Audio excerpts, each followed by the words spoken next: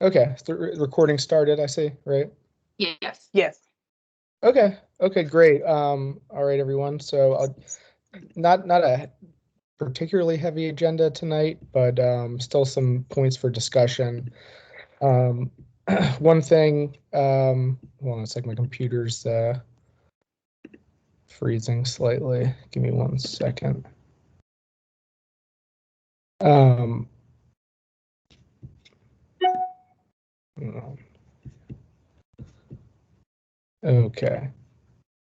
Okay, so as was mentioned in the last meeting, Kellen Macbeth from the Housing Commission had approached me about potentially some areas of collaboration between our commission and their commission. And I'm just, and another thing we could do is potentially invite him to speak to us next meeting, or whatever meeting may work with him, if that would be something that other commissioners would be interested in. But just before I get to that, just an overview of what he was asking about.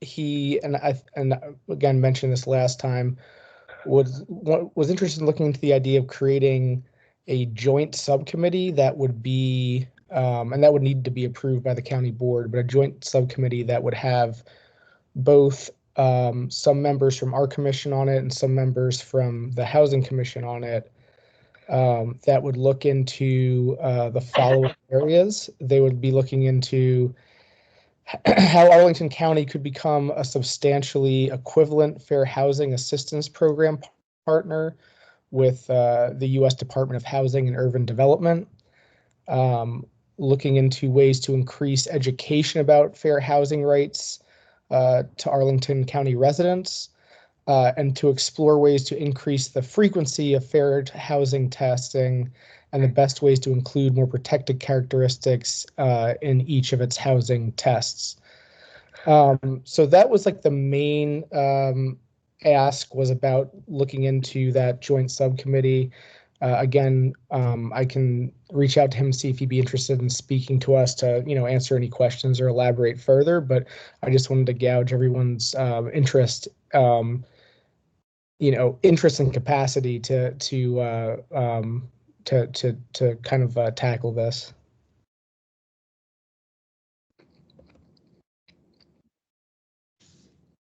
Is there any interest in? First of all, anybody? Do you want to make a motion, maybe, Bill, or does someone want to make a motion and second? Maybe, is there a motion? Is that what you mean? Or no, do you want a discussion? Discussion. If that's okay. Yeah, because in order to do it, we'd have to have people be interested in actually serving on the subcommittee and put the time into. Yeah, Fatima, your hand's raised. Yeah, can you guys hear me? Mm-hmm. Yeah. Okay, great. I usually don't use Teams, so it's a little bit of a getting used to with this. So I think it's a great idea.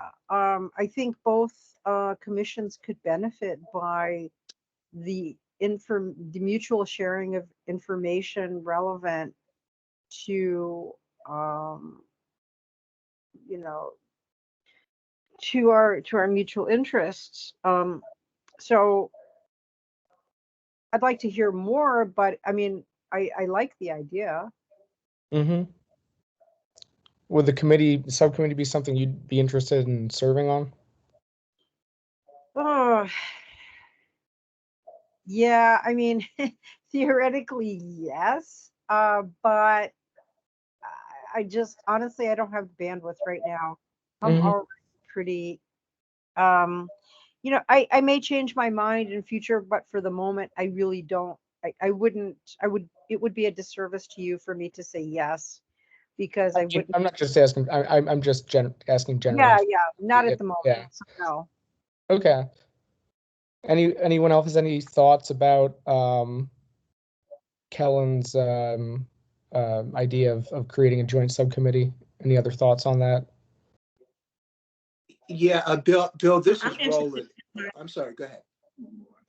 No, go ahead, Roland. I'm sorry. I didn't see you. Yeah, is this a proposal to be a subcommittee of any one of those commissions, or just, is it a subcommittee of the Housing Commission that he has, and we would be on that subcommittee? Or is he looking at it being a subcommittee of the Human Rights Commission?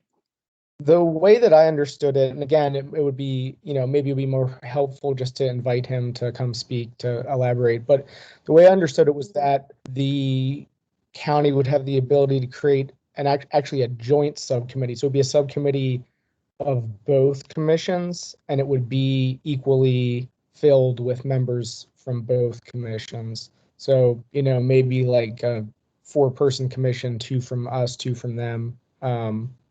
But I'm not 100% sure on that.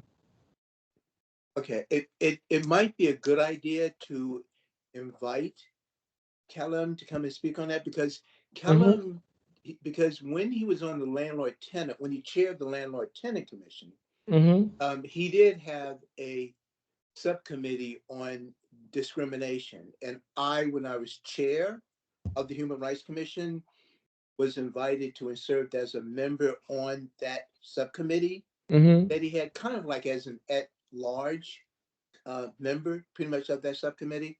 I see. So I don't know whether he was looking at doing something like that with this one or something. It sounds like it's something entirely different. Yeah, from what he was describing to me, it would be a little bit different than that, because it would have more than just one member from our commission, and more, yeah, but again, it would be helpful maybe to have him come speak. Yeah. It might be good, because I know that there's a concern with that commission on fair housing. So that would be tied. That may be his big concern there.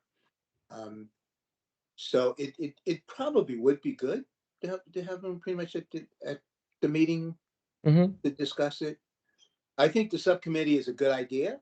It's just that it's kind of, my question would be on exactly how he wants it to operate. Right, same. And Wanda, I see your hand raised. Yeah, I was just going to echo what Roland said. I'm interested in learning more specifically what Kellen has in mind, and if it's something that meets our charge, which part of our charge is dealing with, discrimination, and how I'd be willing to be a part of the subcommittee. Okay. Angela, your hand's raised. Yeah, agreeing with both Wanda and Roland, having him come in. It would be interesting to kind of understand how the subcommittee forms and what the process of that would be, and how much work would have to go into that. But I'd be interested in helping out and serving if needed as well. So. Okay, great. Well, it sounds like there is general interest. So after the meeting today, I'll just reach out to him again and see if he'd be available for our next meeting, just to just present on what he was thinking and answer any of our questions about it. All right. Anything else anybody wants to add on that subject?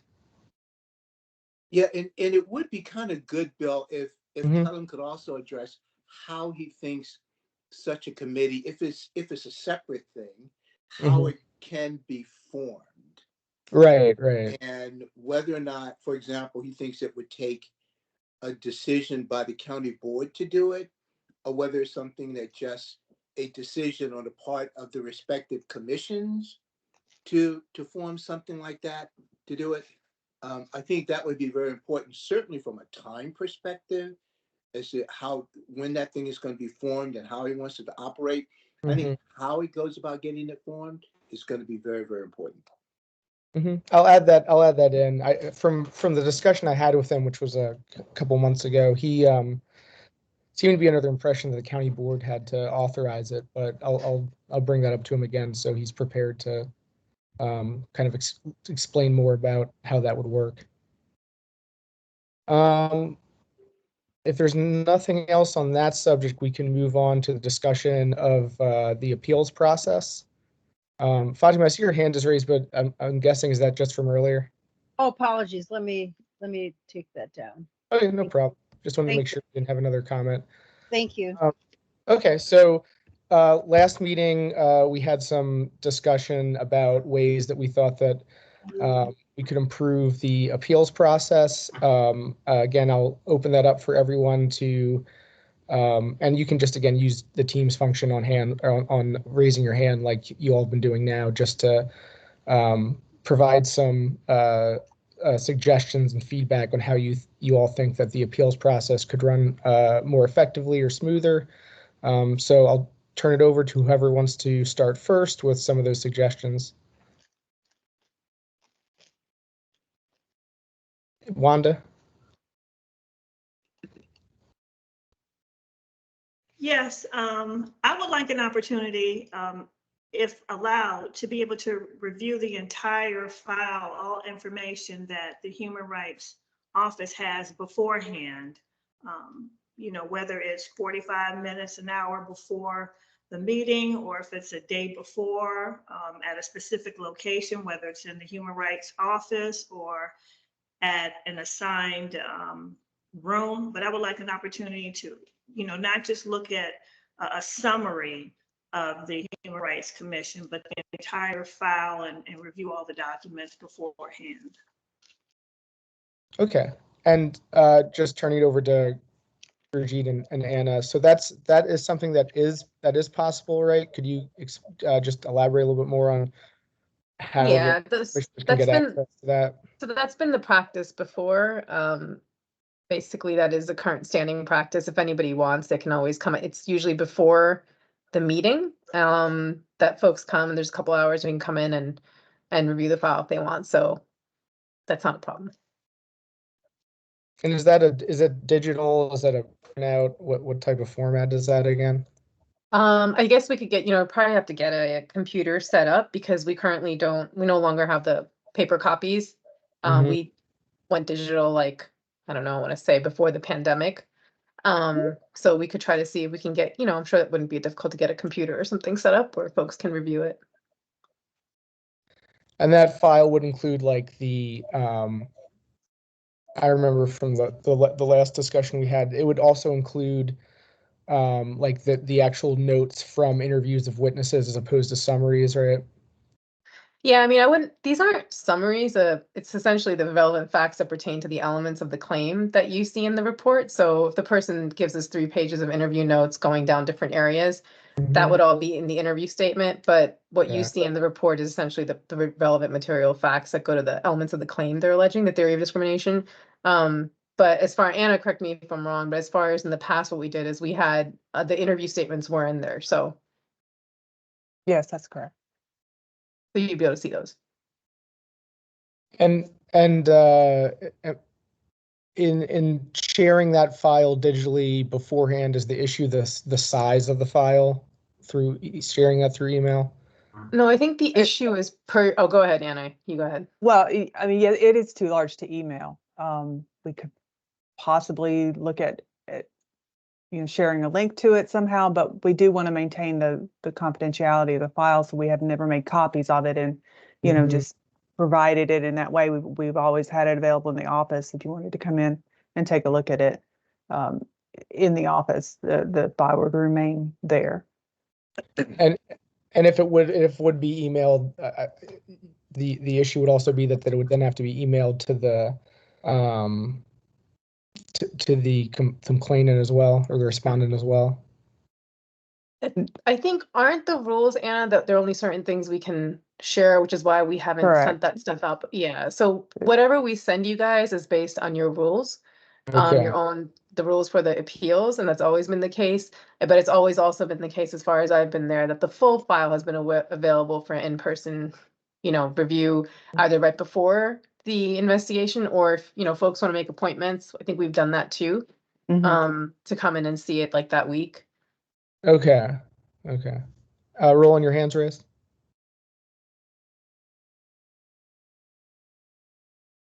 Oh, I think you're on mute, Roland. You're on mute. Sorry about that. Okay. Yeah, I just forgot this, Gertie and Anna, but Are the statements made by the complainant, are they sworn statements? They are not. No, Okay. they're not sworn. We've never Yeah. had that. Okay, so we never, No. yeah, that's, I thought that was my recollection, that pretty much in the file itself, none of the statements, so that includes anything by the so-called defendants, are really sworn statements. They are not. No, We have it's never not had like that in- practice. Okay. Yeah. Okay, yeah. Yeah, thank you.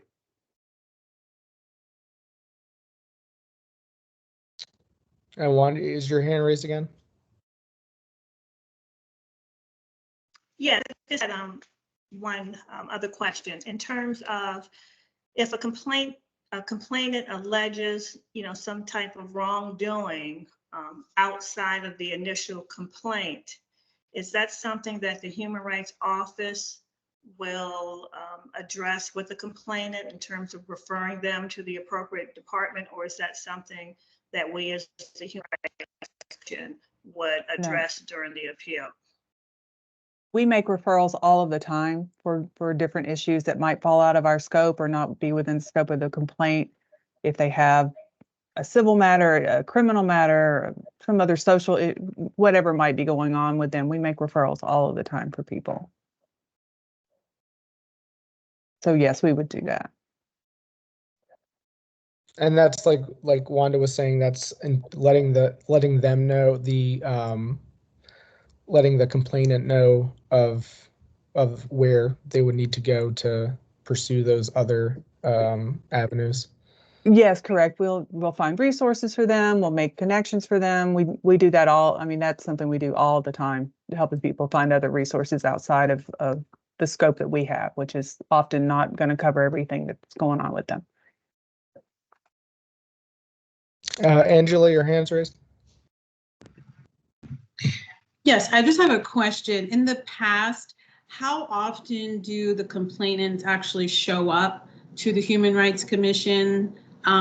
Is there seem to be some type of barrier to get them to be able to come, or is there any way that we can make it easier to connect with them, to hear with them? I just know the last complaint that we received, they didn't come, but I'm just curious in the past, how often they don't show up.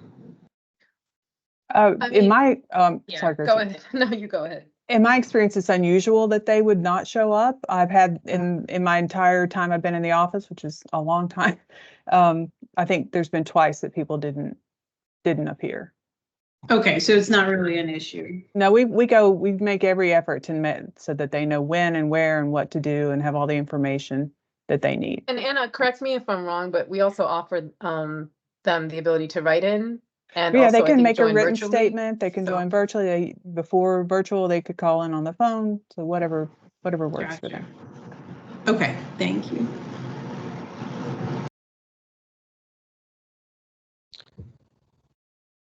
Any other commentary or okay, Wanda, go ahead. Yes, I guess my question is more for the statistical reports that we receive and just trying to understand exactly what it means. For instance, the March report lists the number of complaints submitted. Does that mean the Human Rights Office is in the process of investigating those complaints, or does it mean that already submit finding and waiting for the person to appeal? I'm just not really sure what those numbers in that report means.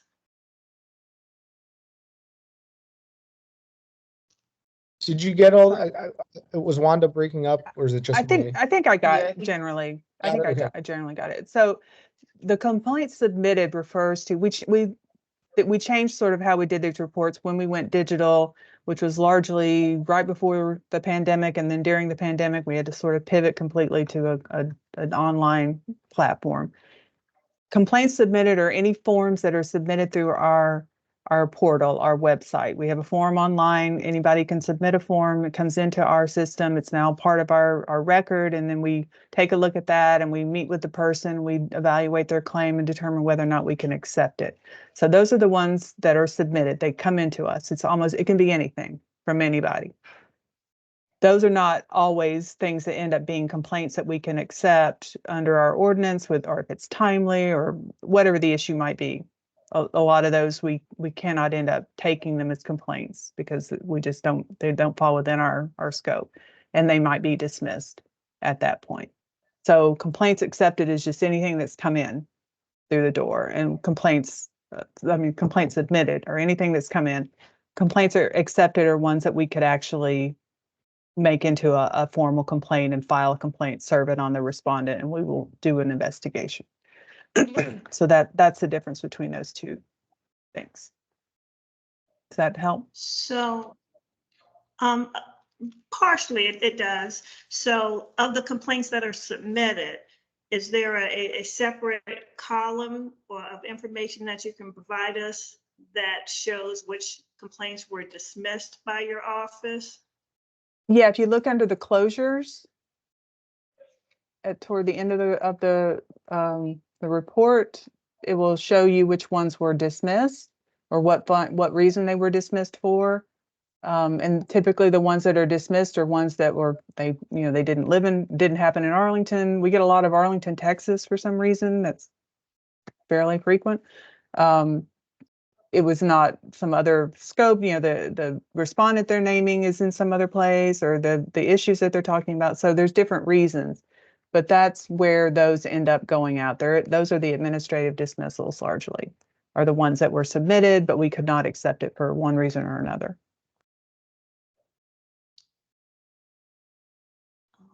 Okay, and that's under the closures? It's under the closures Okay. toward the end of the report. All right. And from those, do we know how many people have appealed, or that comes with that separate appeal report?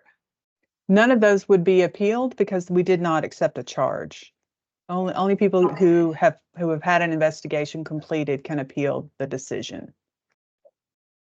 So the ones we dismiss are ones that we could not have filed a complaint with us under the ordinance. Okay. I think I understand. Thank you. Okay, you're welcome.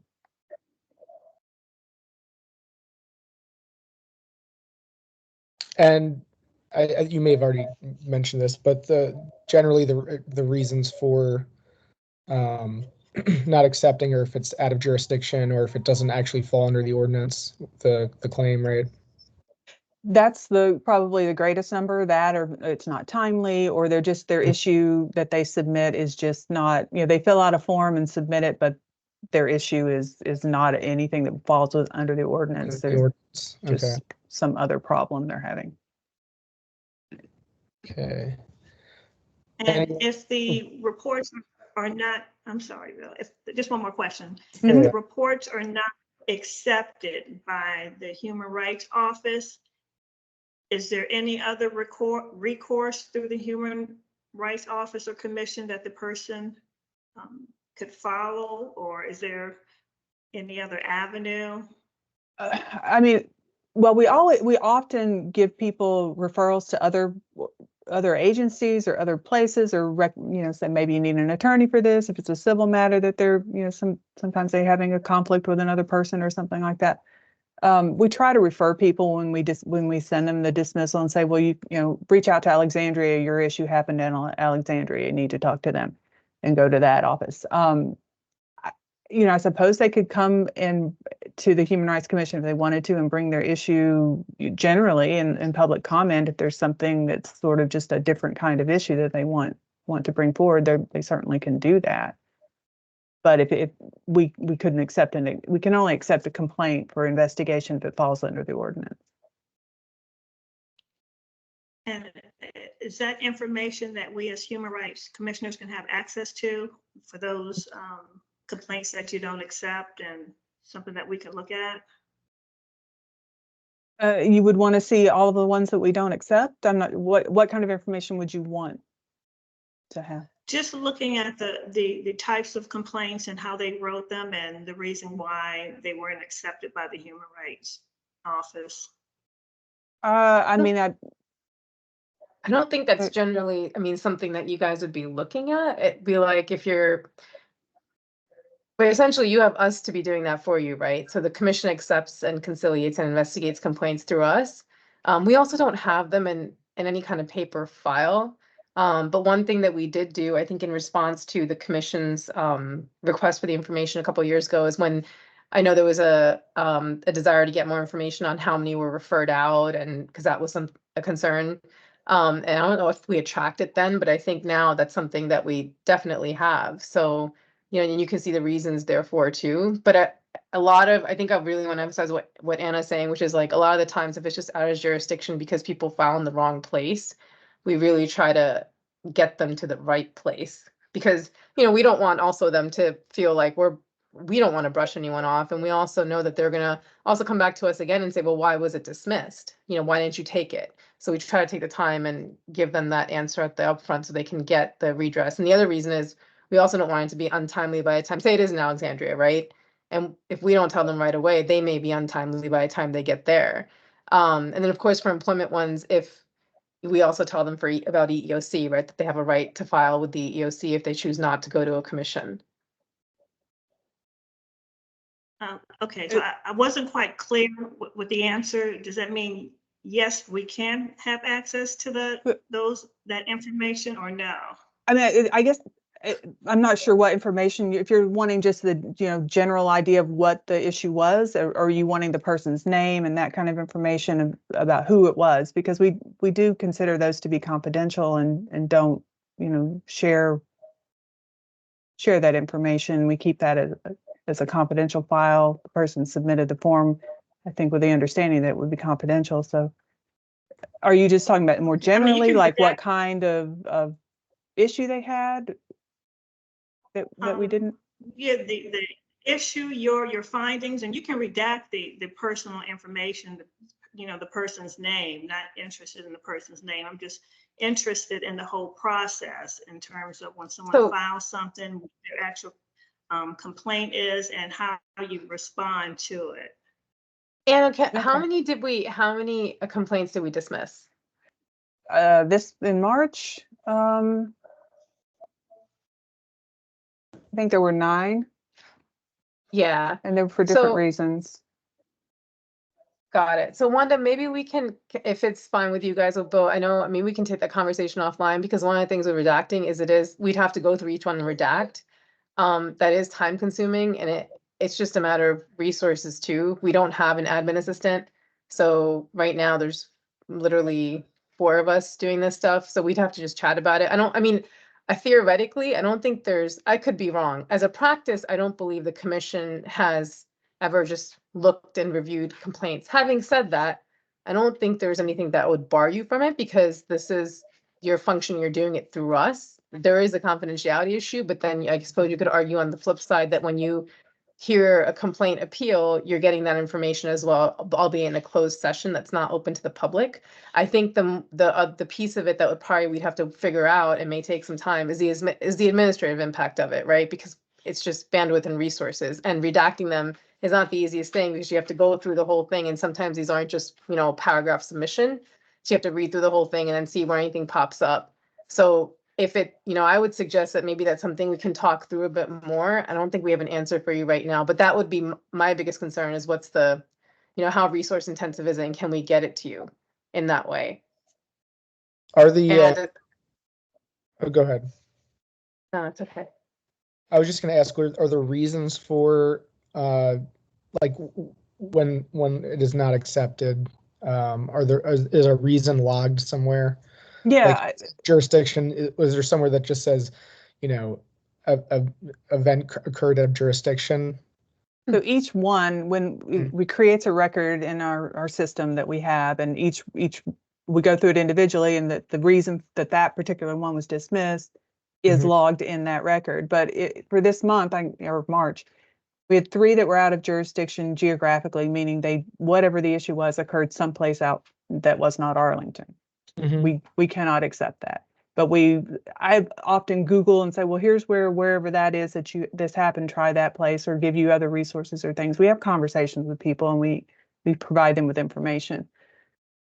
There was one that was not timely, a couple of people who had issues that were not discrimination issues. There were other kinds of issues. They didn't have a claim. A couple of people decided not to proceed with their claim. Sometimes people decide they don't want to do that. A couple of people did not keep appointments that were given to them. We give them 3 or 4 opportunities to meet with us to talk about the claim. If they don't show up, they don't show up. So those are sort of the reasons that we end up not proceeding with drafting a charge and filing a claim.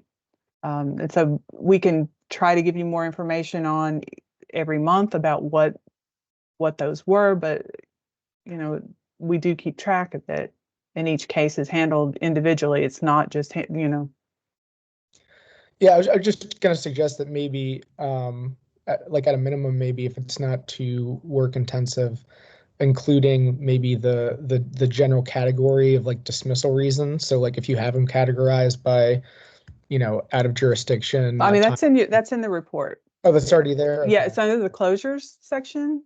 Okay. If you go down there, then the administrative dismissal reasons are tracked there. Okay. So maybe that's helpful. Angela, your hand's raised. Yes, I have 2 questions, kind of along with what everybody's saying, and definitely don't want to pile on another request. But I am wondering if just the general criteria for why a case would be dismissed, we would have access to. So like a list, like you guys have said, timely. I'm wondering, what does that mean? Like, how much time do they have? Obviously jurisdiction, we understand that, but the specifics of the criteria that you're using, would that be something in general that we would be able to have access to? Sure, that's in the ordinance. That's what the ordinance states. It's 180 days from the last date of the discriminatory act is something that's timely. So if it's been a year, it's just not timely. So that's what we base untimeliness on. It's in the ordinance. We follow what the ordinance says. And the other criterias that you're using, are those also in the ordinance as well? The ones that are jurisdictionally, if it's not something that's covered in the ordinance, then we don't have jurisdiction to take a claim on it. If they have not stated something that a basis that falls under the ordinance as their claim, then we don't have jurisdiction over it. If they're having some other kind of issue, and a lot of times people are just having things going on in their lives and they're not sure where to go, and they find our website and they fill out a form, that's fine. We're happy to talk to them. We're happy to try to guide them where they might be able to go. But yeah, everything that, if we dismiss it, it's because it isn't within the scope of the ordinance. Okay, gotcha. Thank you. This is more of my learning as well, but okay, sounds good. Sure. Wanda? Yeah, I just have one more question on this. In terms of the timely issue and the 180 days, is that 0 exception, or are there certain circumstances where exceptions are made? That's what the ordinance says, 180 days. So, it's not really within we don't have any way to make an exception on that. One of the things that we do sort of give, like if somebody submits their form to us through our system within 180 days, we will take that as the date that they submitted it, even if we're not able to get the charge drafted and signed, for a few more days, because it takes time to meet with someone and talk to them and draft it and all of that. But we give them that sort of, they got in the door in 180 days. But if they come in 200 days, it's too late. And that's just, unfortunately, that's just, and our website, has that, the ordinance is clear. So we have to follow what the ordinance is. Thank you. And Roland, I see your hands raised. Yeah, I don't know whether the other members of the commission would find this this worthwhile, but maybe what might be a good idea is to have at one of the commission meetings, just maybe have Anna speak to the process. That Sure. is pretty much how, what happens, how these complaints pretty much come in, and maybe go through once a complaint comes in, what does the office do? How do they contact these people? How do they commence the investigation? Pretty much what they do there, how they put things together for consideration by the executive director. I don't think that I don't think members of the commission, new members of the commission, have actually gone through the process. So maybe it might be a good idea at one of the meetings to have someone speak to the process itself. I'd be happy to do that. Yeah. Yeah.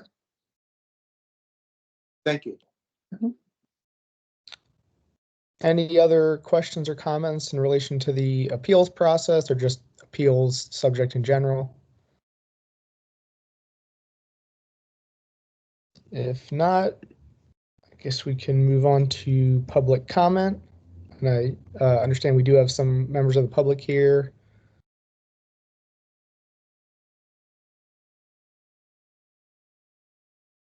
Yes, Sam, I see your hand raised.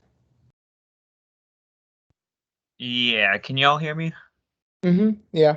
All right, perfect. Sorry, I'm not used to using Teams. But yeah, I'll go ahead and share what I got here. So, as y'all are surely aware, there's been an ongoing genocide of the Palestinians throughout the past nearly 80 years, though especially throughout the past 6 months. Of course, this genocide is well documented by an 84-page report that South Africa submitted to the International Court of Justice back in December, among other things.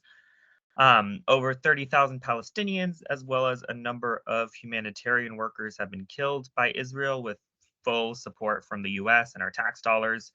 And a number of our neighbors in Arlington, as well as throughout the DMV, have lost people that they know and love personally in Palestine. And especially considering that, Arlington is just across the river from DC, it would be really immensely valuable for the Arlington County Board to pass a ceasefire resolution. And also similar to our neighbors over in Alexandria, we would love the Human Rights Commission to assist with getting this passed along to a county board. I do have a draft some of us worked on. I sent it to Anna, but I can send it. I'll post it in this chat as well. And then I'll also mention, I know a lot of municipalities across the country who've pushed for these resolutions have been told, that local governments, quote unquote, don't weigh in on international affairs. But I am aware that Arlington County Board has weighed in on various international affairs. For example, a proclamation of Argentina National Day back in March 2017, proclamation of National Vietnam War Veterans Day in March 2019, Peruvian National Day in July 2019, which included a reference to Peru's Declaration of Independence. Similar situation for Ecuador National Day in August 2019, and then also a resolution in support of Ivano-Frankivsk, I think is how it's said, the Arlington sister city in Ukraine. We are condemning an attack from Russia on it. And then the next month, the proclamation of Bangladesh Independence Month. So I saw that clearly, the Arlington County Board has weighed in on international affairs, and it's extremely important that they do so again this time. And we'd really love some assistance from the Human Rights Commission in getting an immediate and permanent ceasefire resolution passed along to them. Thanks. That's all I got. And Sam, just a follow-up question or two. Have you presented this to the county board, like during their public comment time, or to individual county board members? Yeah, well, this is the first I'm doing it, but I believe someone by the name of Dan has done it with a couple of members as well as at meetings. But I'm going to be on more of them to speak of this. Could I respond to that? Yeah, go ahead. Yeah. Sam, thank you for bringing this very important topic to our attention. It's actually something that I was going to introduce at in this forum as well, because I think it's an important one that we need to take a look at. It's within the purview of human rights, certainly. I'd like to hear from other board members on this, on other commissioners rather. Keep saying board members, commissioners on this, because I do think that this is something that, definitely should be considered. I know that DC is considering it. I know that other municipalities, in fact, have made statements, have made ceasefire resolutions and statements. So I do think it's something that we should consider. It doesn't have to be at this meeting, but I think that it should be on our docket. Yeah, this is not at all related to Arlington County, unfortunately. So to the extent that Sam or anybody else wants to bring this issue up to the county board or other elected officials to see if they want to address this, I think that's one thing. But this is the Arlington Human Rights Commission. This is not happening in Arlington. It does not really concern Arlington. Is it okay if I respond to that real quick? Go ahead. Okay. Yeah. So as I mentioned, I have found past instances of the Arlington County Board weighing in on we're not the county board. Affairs. Sorry? We're not the county board. I understand, but it would still be immensely helpful to have the Human Rights Commission as it's done in Alexandria in helping us to pass this. And Roland, your hand's raised. Oh, it might be raised from previous. Angela. Yeah, Sam, can you just review again the specifics of the requests that you're asking and exactly what you're requesting of the Arlington Human Rights Commission and what the next step would be? If you could just kind of reiterate the request. Yeah. So really it's pretty much to do, I mean, to be fair, I don't know everything within the extent of your powers and abilities, but really pretty much anything you can do to kind of help leverage a resolution along these lines to the county board.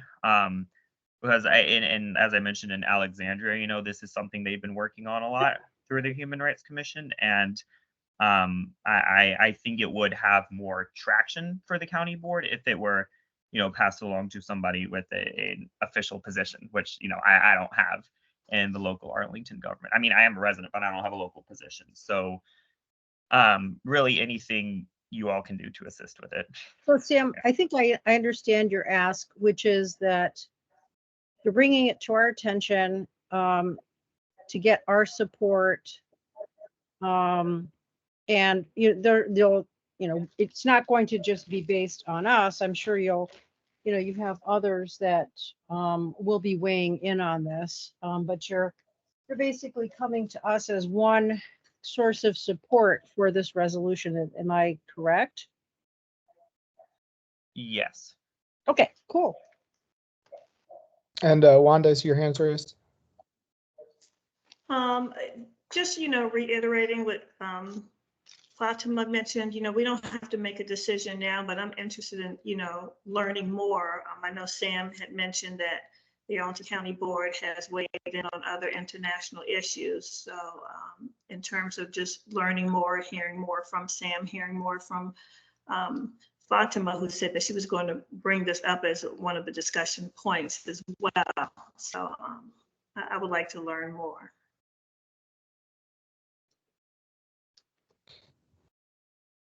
And sorry, I'll just add, I have typed up what I said as well, and we'll send it over in the chat for now. Okay, I'm looking at there's the chat. Okay, I see it. Okay. And we can send this out through email to other members of the commission if we want to take time to look at it and then make a decision next meeting. Yeah, I think that's a good idea. Could we put it on the agenda for discussion at the next meeting? Yeah, we can have that as a discussion item and send it out just for commissioners to have time to look it over. And yeah, I see another hand is raised. Hold on a sec. That is Paul. Yeah, hi. I'm also, I'd like to second the motion that Sam made. I think this is a really the most urgent and huge and catastrophic human rights crisis in the world today. It has been definitely for the last 6 months, but also for many, many years leading up to this. It's been escalating to an incredibly tragic and horrific situation right now.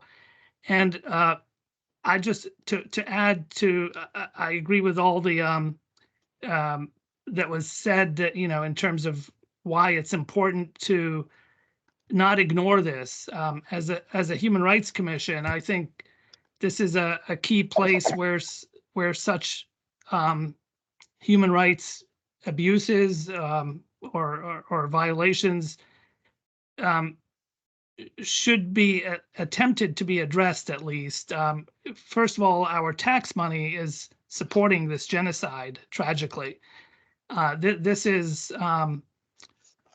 illegal under international law, and under international law, all parties to the Genocide Convention, including the United States and every jurisdiction within the United States, is obligated to do everything reasonably possible to prevent a genocide, even before it fully happens, which I think it's pretty clear that it is happening right now. But even before it was happening, we were obligated to prevent it from happening before it happens, when we saw it coming, and many, many people did see it coming, including United Nations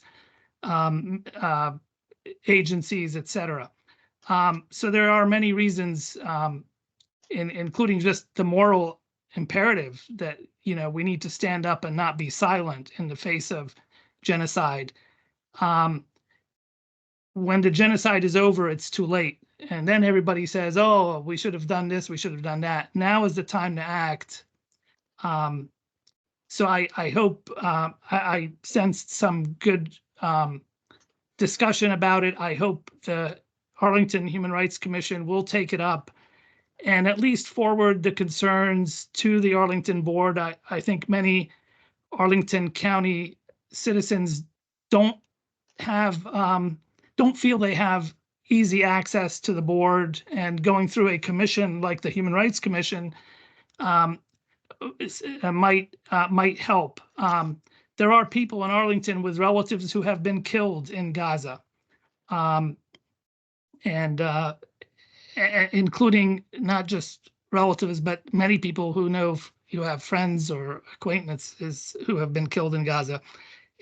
So it's not that far away. We can't close our eyes. We can't pretend that we're uninvolved and have nothing to do with it. It's our tax money as well. So I appreciate anything you all can do to help with this, and I would be happy to assist with this in any way I can as well. Thank you.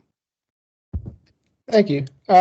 Okay, so I'll just forward to the rest of the commissioners the resolution that Sam shared, and we can put it on the agenda for next meeting.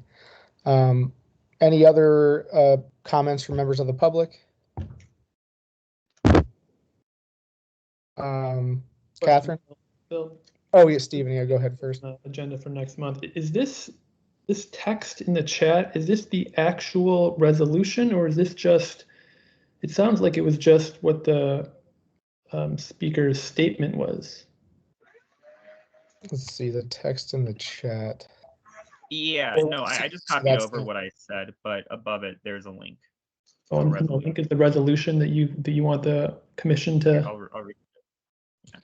I Yeah, see. See the link. resolution, he shared with, like Anna forwarded it to me right before this meeting, so I have access to it, so I can send it to everyone. So is the resolution in the link that was provided? I Yes. don't. Okay, thank you. Trying to open up a new tab. Yeah. There Okay. it is. Okay. I see it. And Catherine, you had your hand raised. Public comment. Yes, good evening. I'd also like to make a public comment. I came here tonight for the simple reason that our government, yes, even yours, Mr. Krieger's, is abetting a clear and very obvious genocide. As a Jew, I know there is no greater crime and no greater threat to anybody. My neighbor's family in Gaza was slaughtered. Their home was blown up by an American bomb very early into the genocide. Then the place the survivors fled to was blown up with a second American bomb. This one split his mother into two pieces. It's possibly that one was paid for by the $17 billion our government just gave to Israel. Anyway, they had to bury her twice because they found her limbs the day after the burial of her torso. And when my neighbor and I last spoke a few weeks ago, only 3 of his family members were alive at that point. I don't know if his surviving cousins and nephew are still alive. I think it's pretty likely they might have been killed by maybe a bomb or a sniper or the forced starvation or disease by now. This commission must pass a ceasefire resolution if we want to hold onto any remnant of respect for human rights. Like the way we have allowed the bodies of our neighbors, families, and loved ones to pile up without objection is a disgrace. It would be deeply racist negligence to continue to devalue brown and black lives in this city with our silence. This silence is screaming to every member of the city that brown lives don't matter here, that Arab lives don't matter here, that Muslim lives don't matter here, that Palestinian lives, like my neighbors, do not matter here. Thank you for your time. Thank you for listening to me. I'm in complete support of the ceasefire resolution. Thank you, Catherine. Thank you, Catherine. No, thank you. I think that's all members of the public. Right. Somebody say something? Okay. So moving on from public comment, we have extensions on the agenda, but Gurjeet, there are no extensions. Is that correct? That's correct. Okay. No So extension. no extensions. Okay, with that, are there any other subjects that any commissioners would like to raise or discuss? Roland? First, let me see if I can take that down. Good. If we are going to have Kellen to speak to be at the meeting next week, there is something that I would like to put on the agenda. And I must say, Bill, I don't want the agenda to be an agenda of so many items because it looks like we have a lot of items as well. So if we can get to this, that would be great. If we can't get to this, that would also be okay. But I would like to put on the agenda a recent letter that was sent by Arlington Equality, Equality Arlington, to the chair of the county board and to the county manager, and it dealt with the Arlington County Services for the LGBTQ plus community. The reason why I think it's relevant for this commission is because it has dealt with certain items on the Human Rights Campaign Municipality Index. This is a matter that the commission itself has been dealing with for several years. We had an equality task force to deal specific with this.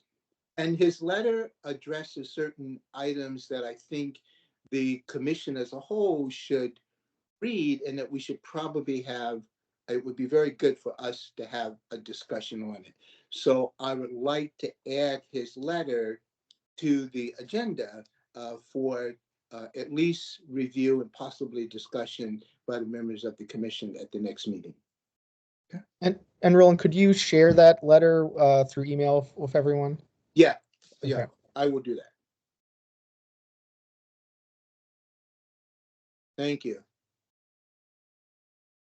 Any other issues or comments anyone has before we adjourn? If not, I'll entertain a motion to adjourn. So move. Second. Second. Okay. Second. All in favor? Aye. All right. Aye. All right. We are we are adjourned then. But yeah.